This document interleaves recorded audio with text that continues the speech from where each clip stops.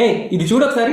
TCS నుంచి ఒక recruiter LinkedIn లో మనకు మెసేజ్ చేసి జాబ్ ఉంది అప్లై చేస్తామని అడిగారు. అదే విధంగా ఆర్కెల్ అండ్ డెలాయిట్ కంపెనీస్ నుంచి కూడా మనకు వచ్చాయి. ఇలా ఎవ్రీడే మనకి చాలా ఆపర్చునిటీస్ వస్తాయి. దీని సీక్రెట్ ఏంటో తెలుసుకోవాలంటే ఫస్ట్ ఈ వీడియోని లైక్ చేసి సేవ్ చేసుకోండి. మీ ఫ్రెండ్స్ అందరికీ కూడా షేర్ చేయండి, లేకపోతే మిస్ అయిపోతారు.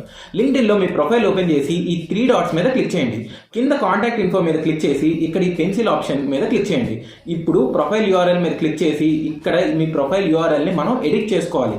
జస్ట్ మన పేరు పక్కన మనం ఏదైతే జాబ్ రోల్ టార్గెట్ చేస్తున్నామో అది పెట్టుకోవాలి. ఎగ్జాంపుల్, మీరు డేటా అనలిస్ట్ జాబ్స్ కోసం ట్రై చేసినట్టయితే డేటా అనలిస్ట్ అని, డెవాప్స్ అయితే డెవాప్స్ అని, ఫ్రంట్ ఎండ్ అయితే ఫ్రంట్ ఎండ్ అని పెట్టుకోండి.